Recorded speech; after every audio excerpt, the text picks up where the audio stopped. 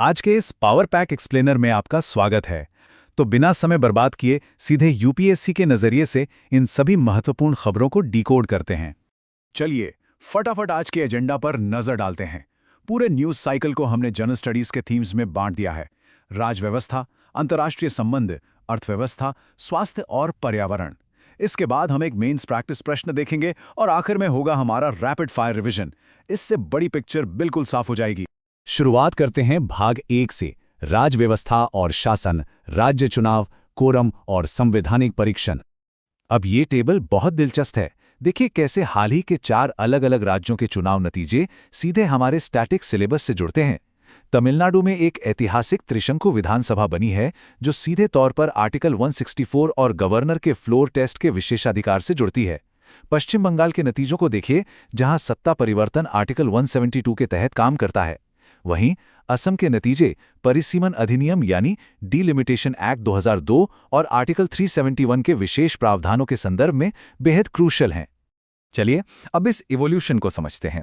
ये sequence election commission की आज़ादी को लेकर चल रही रस्साकशी को बेहतरीन ढंग से दिखाता है। पहले सिर्फ कार्यपालिका का एक अधिकार था, फिर 2023 में सुप्रीम कोर्ट ने अनूप बरनवाल जजमेंट के जरिए सिलेक्शन कमेटी में चीफ जस्टिस को शामिल किया। लेकिन असली ट्विस्ट तब आया जब संसद ने 2023 का एक्ट पास किया, जिसने सीजीआई को हटाकर एक कैबिनेट मंत्री को शामिल कर दिया। यहां सभी एस्पिरेंट्स का ध्यान चाहूंगा, क्योंकि यहां एक बहुत बड़ा प्रीलिम्स ट्रैप छिपा है। ग्रेट निकोबार के 92,000 करोड़ के प्रोजेक्ट को सिर्फ 2 से 15% उपस्थिति के साथ मंजूरी दे दी गई। लेकिन जरा सोचिए, फॉरेस्ट राइट्स एक्ट के तहत ग्राम सभा के कोरम के लिए कम से कम 50% वयस्कों का होना जरूरी है, जिसमें 1/3 महिलाएं होनी चाहिए। और तो और शोम्पेन जैसी कमजोर जनजातियों यानी पीवीटीजी को पूरी तरह बाईपास कर दिया गया, जो कानूनी तौर पर काफी जोखिम भरा है। आगे बढ़ते हैं भाग 2 की ओर, अंतर्राष्ट्रीय संबंध और सुरक्षा, बदलते गठबंधन और रणनीतिक स्वायत्ता। भारत की फॉरेन पॉलिसी का ये शानदार बैलेंसिंग एक्ट देखिए। एक तरफ हम विजन महासागर के तहत वियतनाम के साथ क्रिटिकल मिनरल्स और एक्ट ईस्ट पॉलिसी पर अपने रिश्तों को अपग्रेड कर रहे हैं, और ठीक उसी समय दूसरी तरफ हम मार्को रूबियो की भारत यात्रा और क्वाड फ्रेमवर्क को नेविगेट कर रहे हैं। यहां फिर से एक क्लासिक प्रीलिम्स ट्रैप है। याद रखिएगा, क्वाड किसी भी तरह का मिलिट्री अलायंस नहीं है।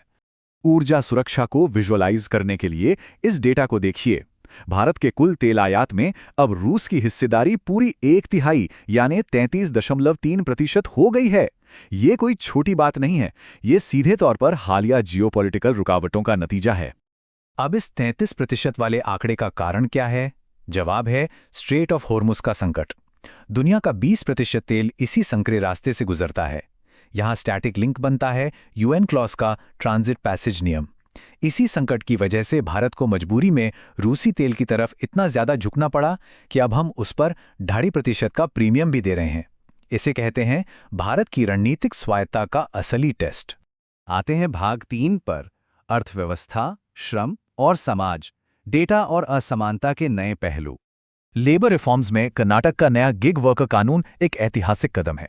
इसमें 1% वेलफेयर फीस का प्रावधान है, और चूंकि यह समवर्ती सूची यानी कंकरेंट लिस्ट के तहत आता है, यह सोशल सिक्योरिटी कोड 2020 के एवोल्यूशन के लिए एक परफेक्ट केस स्टडी है। इसके साथ ही आईलो की नई रिपोर्ट बिल्कुल स्पष्ट करती है कि एआई के दौर में लाइफ लॉन्ग लर्निंग जरूरी है, जो हमारी एनईपी 2020 के साथ एकदम मेल खाता है। अब एनसीआरबी का ये ताज़ा डेटा थोड़ा परेशान करने वाला है। साइबर क्राइम में 17% का उछाल और ड्रग ओवरडोज से होने वाली मौतों में दर्दनाक 50% की वृद्धि। ये सिर्फ नंबर्स नहीं हैं, ये हमारी आंतरिक सुरक्षा और सामाजिक कमजोरियों को उजागर करते हैं, और मेंस के लिए ये बहुत ही क्रूशल डेटा पॉइंट्स हैं। हाउस होल्ड कंज्यूमर एक्सपेंडिचर सर्वे का ये डेटा तो मेंस आंसर राइटिंग के लिए एक ब्रह्मास्त्र है। 0.29 का गिनी कोएफिशिएंट ये साफ दिखाता है कि शहरी क्षेत्रों में टॉप 10% आबादी किस तरह गैर खाद्य उपभोग पर हावी है। ये भारत में बढ़ती असमानता का एक बहुत ही स्पष्ट और कड़वा सच है। चीजों को एफिशिएंट रखने के लिए इन 3 क्रूशियल अपडेट्स को एक साथ देखते हैं। पहला, पीएम ई ड्राइव और पीएलआई स्कीम्स के कारण ईवी सेल्स में भारी उछाल आया है। दूसरा, ऑस्कर के नियमों में बदलाव, जो भारत की सांस्कृतिक सॉफ्ट पावर और सिनेमैटोग्राफ एक्ट से जुड़ता है। और तीसरा, डिजास्टर मैनेजमेंट के तहत दिल्ली का पहला फायर सेफ्टी मास्टर प्लान। चौथा भाग है स्वास्थ्य और पर्यावरण, बुनियादी ढांचा और संरक्षण, कूटनीति। 79.9%। जरा इस नंबर के बारे में सोचिए।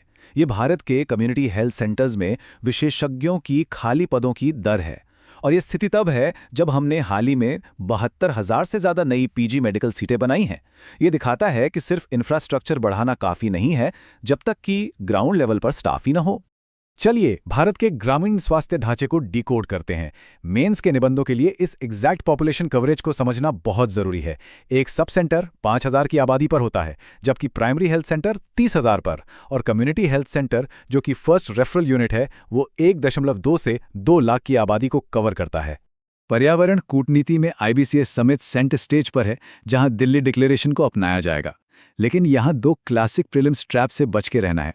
पहला, स्नो लेपर्ड भारत के हिमालयी क्षेत्र का मूल निवासी है, और दूसरा, चीता वर्तमान में भारत का मूल निवासी नहीं है। ये 1952 में विलुप्त हो गया था और इसे हाल ही में बाहर से रीइंट्रोड्यूस किया गया है। भाग 5 UPSC मेंस अभ्यास प्रश्न।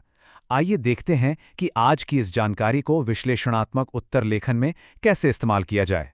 GS पेपर 2 के लिए ये 15 नंबर का सवाल बहुत ही प्रोबेबल है। ये सवाल मांग करता है कि आप अंतर्राष्ट्रीय संबंधों की थ्योरी को ग्लोबल ऑयल ट्रांजिट के रॉ इकोनॉमिक डेटा के साथ सिंथेसाइज करें।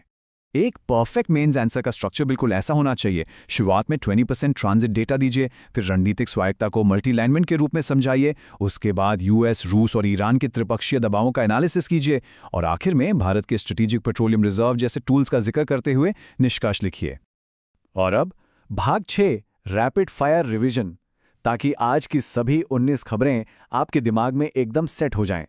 जैसा वादा किया था, ये रहा आज का मास्टर मैट्रिक्स। ये एक अकेला स्लाइड आज के हर करंट इवेंट को उसके स्टैटिक UPSC सिलेबस रूट से जोड़ देता है। इस मैट्रिक्स को पॉज करके स्क्रीनशॉट ले लीजिए। परीक्षा से ठीक पहले रिवीजन के लिए ये आपके बहुत काम आएगा।